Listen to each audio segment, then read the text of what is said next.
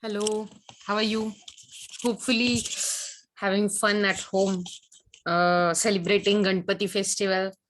Weather is also nice. It's raining a lot, but still, if you remember in the last session, we were learning about saving functions, and in which we have seen that saving is nothing but the income minus consumption, total income minus total consumption.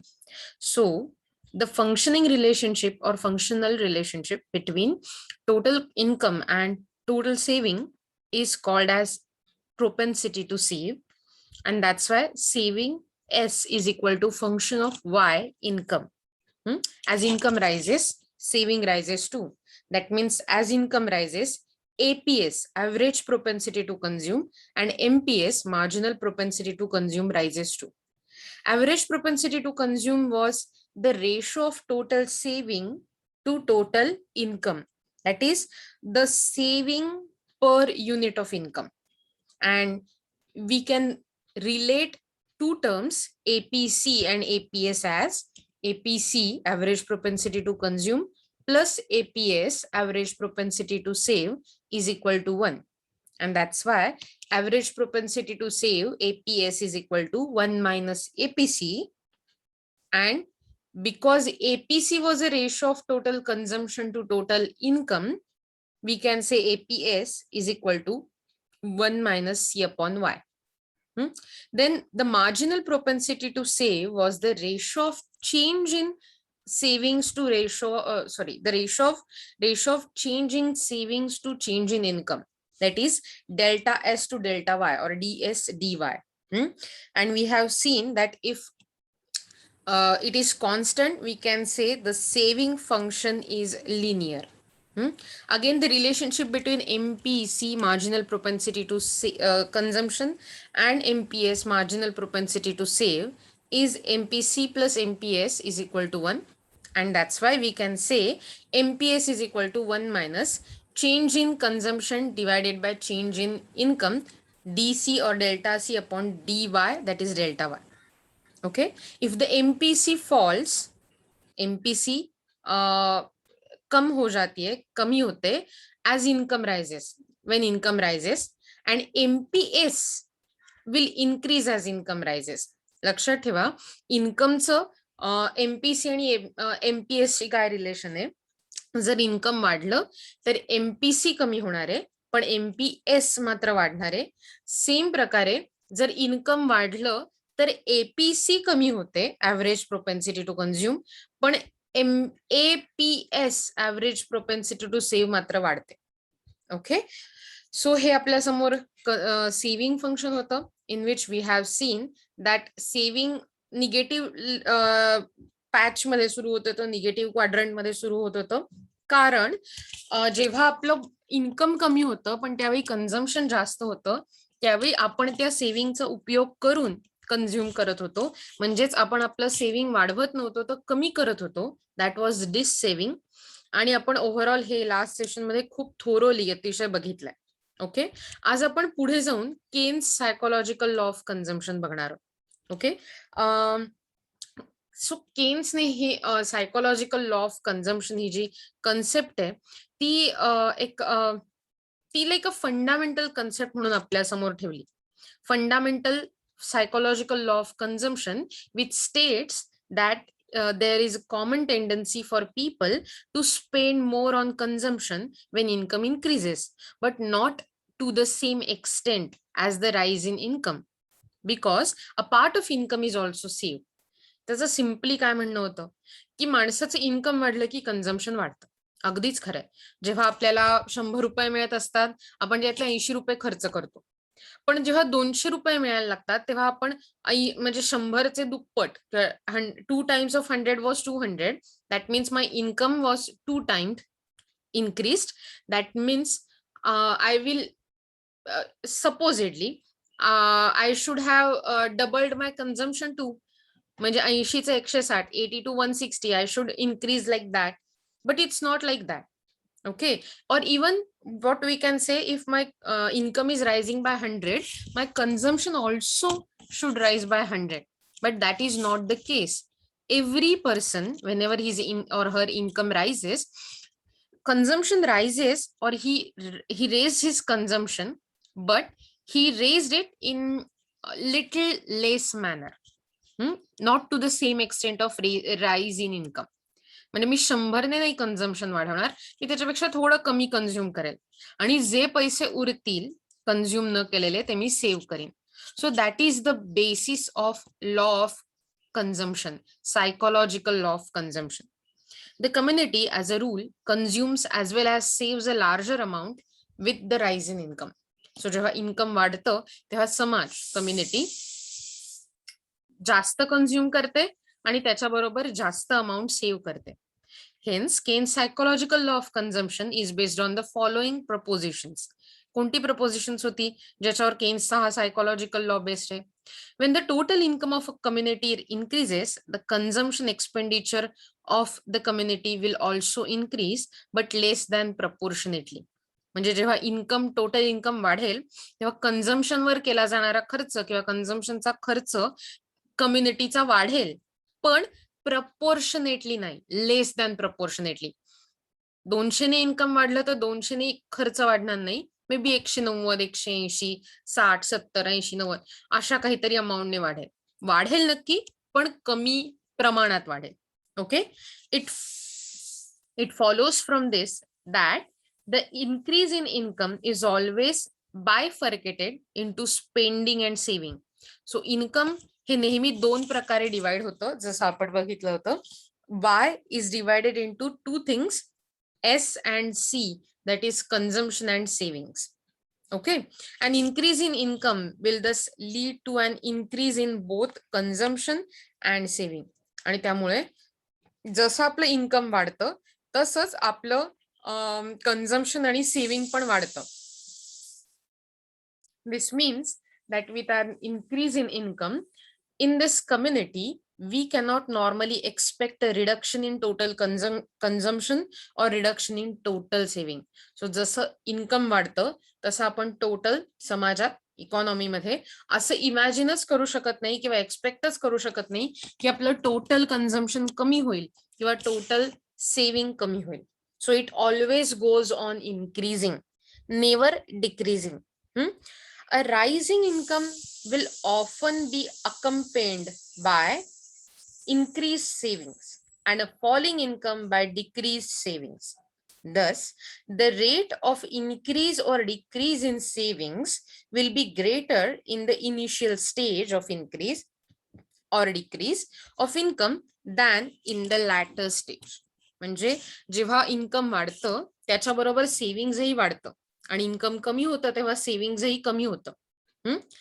पण त्याचा वाढण्याचा जो rate आहे, the increasing rate और decreasing rate, the rate of increase and decrease in saving, it would be greater in the initial stage. म्हणजे तो खूप जास्त असेल इनिशियल जेव्हा इन्कम वाढत असेल तेव्हा, सुरुवातीचे इन्कम वाढत असेल तेव्हा. But then it will decrease the rate, the speed will decrease afterwards in the later stage. म्हणजे जसं तुमचं वाढणं किंवा कमी होणं हे इन्कम वाढणं किंवा कमी होण्यावर अवलंबून असेल, पण स्पीड मात्र सुरुवातीला जास्त असेल, ज्याला रेट ऑफ इन्क्रीज और डिक्रीज म्हटलं जातं. And then speed will go down, speed कमी होईल as we reach to the later stage. म्हणजे आपला हळूहळू पुढे पुढे काळ जसा पुढे जातो तसं सेव्हिंग करण्याची टेंडन्सी हळूहळू स्पीड कमी होतो, सेव्हिंग वाढत राहतो, स्पीड कमी होतो.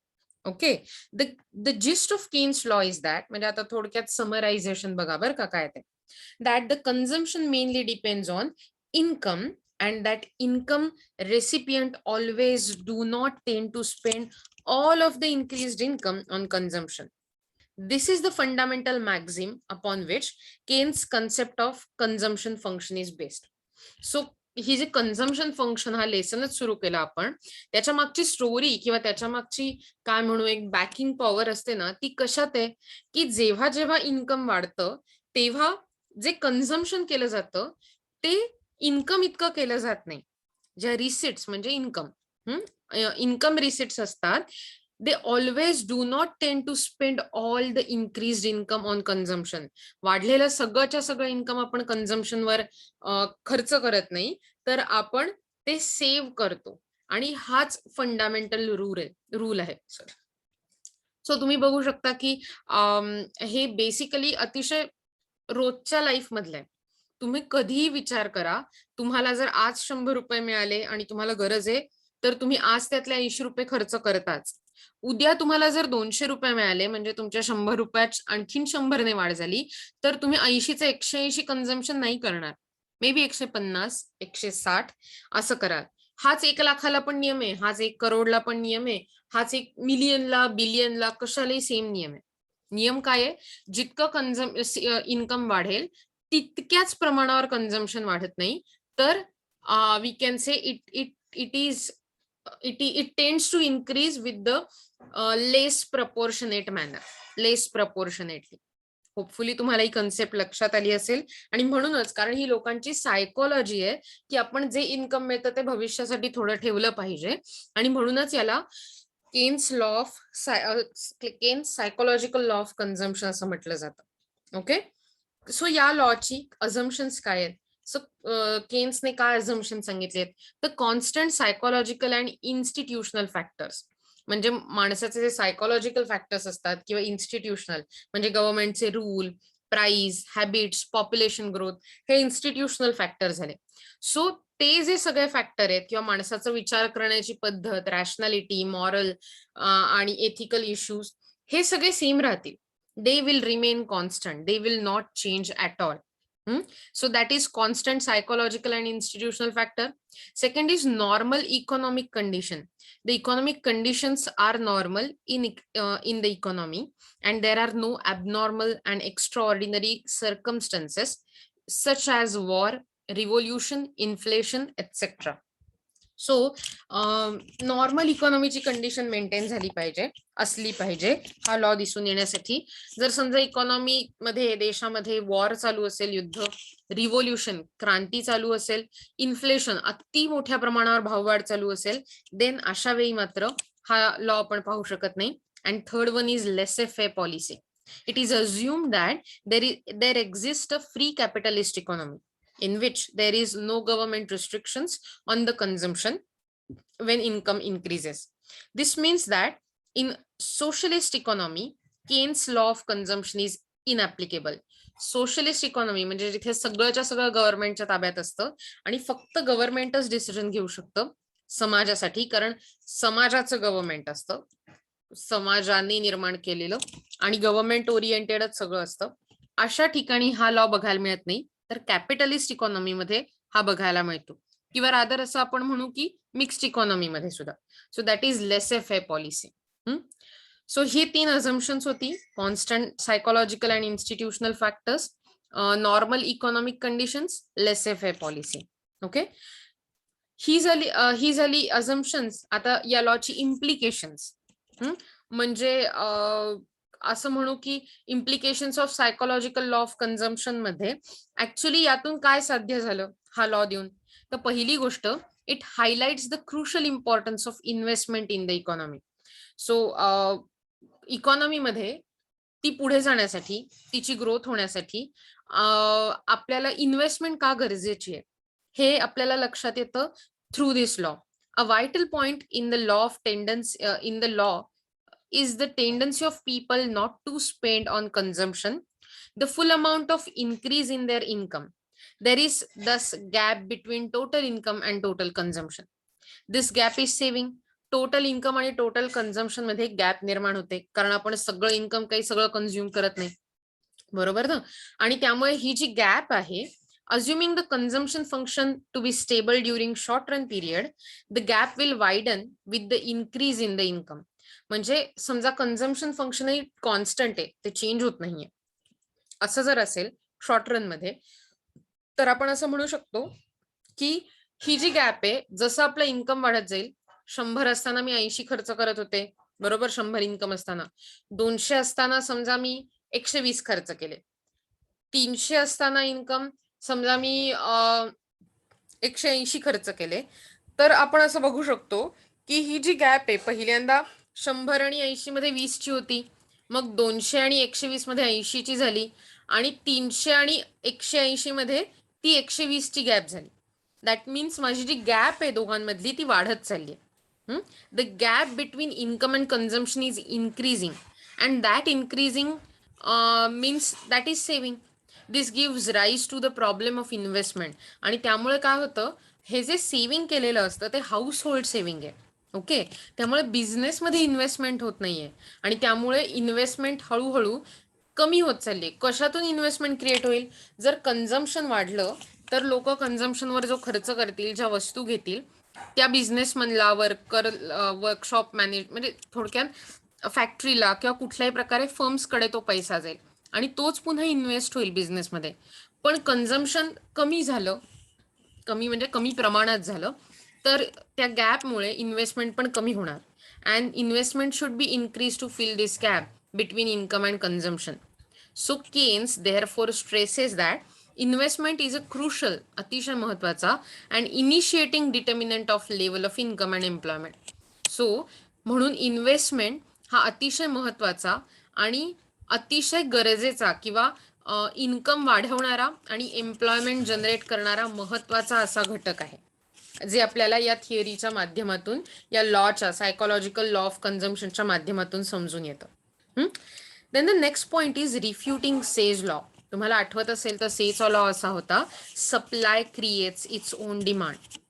जेव्हा गव्हर्नमेंटचं कुठल्याही प्रकारचं रिस्ट्रिक्शन नसतं, लेसे फे पॉलिसी चालू असते, तेव्हा सप्लाय स्वतः डिमांड जनरेट करतं मार्केटमध्ये. मार्केट स्वतः इक्विलिब्रियमला पोचतं डिमांड सप्लायच्या. असा हा लॉ होता, बरोबर. So he said that there will not be over production आणि there will not be demand deficiency, म्हणजे डिमांड कधी कमी पडणार नाही आणि प्रोडक्शन कधी जास्त होणार नाही मार्केटमध्ये. That means they will be equal, समान असतील.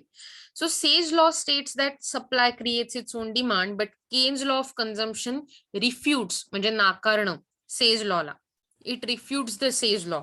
According to him, when income increases, consumption also increases, but consumption increases less than the increase in income. This leads to the problem of demand deficiency. आणि ह्याच्यामुळे जेव्हा consumption, income वाढतं तेव्हा consumption वाढतं, पण consumption ची वाढ ही इन्कमच्या वाढीपेक्षा कमी असल्यामुळे असं म्हणू शकतो की there will be demand deficiency. Demand कमी असेल मार्केटमध्ये प्रोडक्शनच्या तुलनेत, आणि म्हणून all the supplied is not automatically demanded. जेवढा सप्लाय आपण क्रिएट केला असेल तेवढंच ऑटोमॅटिक डिमांड जनरेट होणार नाही. The supply fails to create its own demand, resulting in over production and unemployment. आणि त्यामुळे सप्लाय फेल होतो डिमांड क्रिएट करायला, आणि त्यामुळे मार्केटमध्ये ओव्हर प्रोडक्शनची कंडिशन निर्माण होते आणि अनएम्प्लॉयमेंटची सुद्धा. सो अशा प्रकारे सेचा लॉ नाकारण्याचं काम हा Keynes psychological law of consumption करतो. Then there is explanation of business cycle और trade cycles. Keynes law of consumption explains the turning points of business cycle. When the trade cycles are as reached upper turning point, that is a boom, and income increases as such as with increase in the income, because there is limit to rise in the consumption, and so the downward movement start. म्हणजे थोडक्यात business सायकलच्या कशा काय म्हण कॉर्नरला कशी बदलते, boom वरून कशी ती खाली यायला सुरुवात होते, किंवा ट्रफ म्हणजे सगळ्यात लोएस्ट पॉइंटवरनं कशी ती वर रिकव्हरी स्टेजला जायला पोचते, हे एक्सप्लेन केलं जातं या लॉमधनं. Similarly when the trade cycle has reach the lower turning point, income reduces. जेव्हा आपण ट्रफ पॉइंटला असतो तेव्हा मार्केटमधलं किंवा लोकांकडचं इन्कम प्रचंड कमी झालेलं असतं, but consumption does not decrease in the same proportion. पण त्याच प्रमाणात कन्झम्पशन कमी झालेलं नसतं, कारण लोकांच्या गरजा या बेसिक नीड्स असतात आणि त्या आपण कमी करू शकत नाही. आणि ह्याच्यातूनच आपण मगाशी काय म्हटलं होतं, जसं इन्कम वाढणार त्या प्रमाणात इन्कम जनरेट होईल असं नाही, सॉरी कन्झम्पशन जनरेट होईल किंवा कन्झम्पशन होईल असं नाही, त्याच सेम प्रपोर्शनमध्ये. तसंच इन्कम कमी होईल त्याच प्रपोर्शनमध्ये कन्झम्पशनही कमी होईल असं नाही. Okay, so that is what it is trying to say to us. Okay, the next one is over saving gap. According to Keynes, when income increases, consumption also increases, but consumption increases less than the increase in income. the part of income which is not consumed is saved. As the gap between income and consumption widens, there arises the danger of oversaving. म्हणजे जेव्हा ही gap मगाशी जी आपण बघितली होती consumption आणि income मधली ती वाढत जाते, तसं तसं हाऊस होल्ड सेव्हिंग वाढत जातं. अँड दॅट्स द प्रॉब्लेम की अशी कंडिशन निर्माण होऊ शकते की सेव्हिंग वाढत चाललंय, ओव्हर सेव्हिंग होतं इकॉनॉमीमध्ये rather than investment. Okay, then the next one is income generation. Keynes law of consumption explains the slow nature of income generation. कशा स्लो प्रकारे इन्कम जनरेट होत आहे हे आपल्याला या केन्सच्या लॉ वरनं समजून येतं.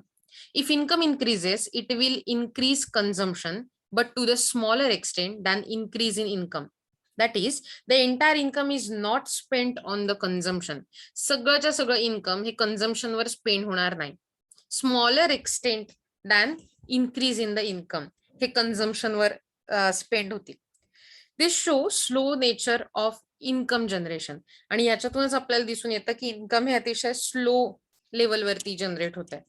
Then there is decline in marginal efficiency of capital. आता प्रश्न आहे मार्जिनल एफिशियन्सी म्हणजे काय बुवा? तर मार्जिनल एफिशियन्सी ऑफ कॅपिटल म्हणजे तुमच्या कॅपिटलची प्रोडक्टिव्हिटी. तुम्हाला त्या कॅपिटल मधनं किती रिटर्न्स मिळणार आहेत, एक्सपेक्टेड रिटर्न्स काय आहेत ते.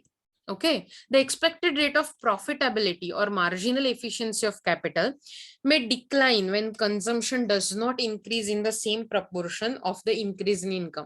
सो जेव्हा सेम प्रमाणात इन्कम बरोबर कन्झम्पशन वाढत नसेल तेव्हा या कॅपिटलची प्रोडक्टिव्हिटी प्रॉफिटेबिलिटी जी आहे, मार्जिनल एफिशियन्सी जी आहे ती कमी होण्याची शक्यता असते. As a result, there is a fall in demand, which in turns to decline, leads to decline in the capital and the expected rate of profit. So जेव्हा income वाढतं तेव्हा कन्झम्पशन वाढतं, पण कमी प्रमाणात वाढल्यामुळे डिमांड कमी होते आणि त्यामुळे डिमांड कमी झाल्यामुळे तितक्या प्रमाणावर कॅपिटलची गरज काय म्हणू म्हणजे त्याच्यावरचा जो रिटर्न आहे तो कमी होतो. दॅट मीन्स प्रॉफिटेबिलिटी जी आहे कॅपिटलची ती कमी होते. But this tendency of declining marginal efficiency of capital could be avoided of consumption increase in the same could be avoided if consumption increase in the same proportion of increase in income. So consumption जर same proportion मध्ये वाढलं इन्कमच्या तर ही जी profitability आहे ती maintain करता येते, decline होण्यापासून थांबवता येते. ओके, सो हे सुद्धा डिस्कस करण्यात आलंय सायकोलॉजिकल लॉ ऑफ कन्झम्पशन मध्ये. And the last point is need of state intervention. Classical economists state that there is automatic adjustment between demand and supply in the economy as there is absence of government intervention.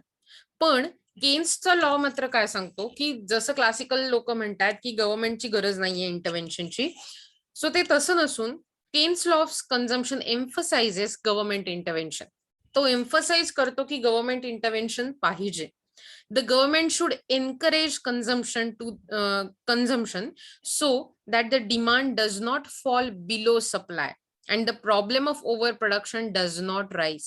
So त्यांचं असं म्हणणं आहे की गव्हर्नमेंटने consumption अशा प्रमाणावर ठेवलं पाहिजे की डिमांड ही सप्लाय पेक्षा demand does not fall below supply, demand supply पेक्षा कमी नाही झाली पाहिजे आणि ओव्हर प्रोडक्शन नाही झालं पाहिजे मार्केटमध्ये, आणि त्यासाठी गव्हर्नमेंटने प्रयत्न केले पाहिजेत मार्केटमध्ये इंटरव्हीन करून. So these are the 7 implications of the psychological law of consumption. आज आपण सायकोलॉजिकल लॉ ऑफ कन्झम्पशन काय आहे ते बघितलं, तो कसा मार्केटमध्ये अप्लाय होतो, त्याची काय फीचर्स आहेत, थोडक्यात त्याचे काय प्रपोजिशन्स आहेत ती पाहिली, अझम्पशन्स पाहिली आणि अझम्पशन्स नंतर 7 implications पाहिले. So this was for today, Keynes psychological law of consumption. Please make notes, and if you have any kind of query, mention it in a comment box. I will try to answer them, and please subscribe the channel so that we can spread this knowledge to the people who really want to study and have some good outcome out of it. Okay, so till then, bye bye, have a nice day ahead. Tata.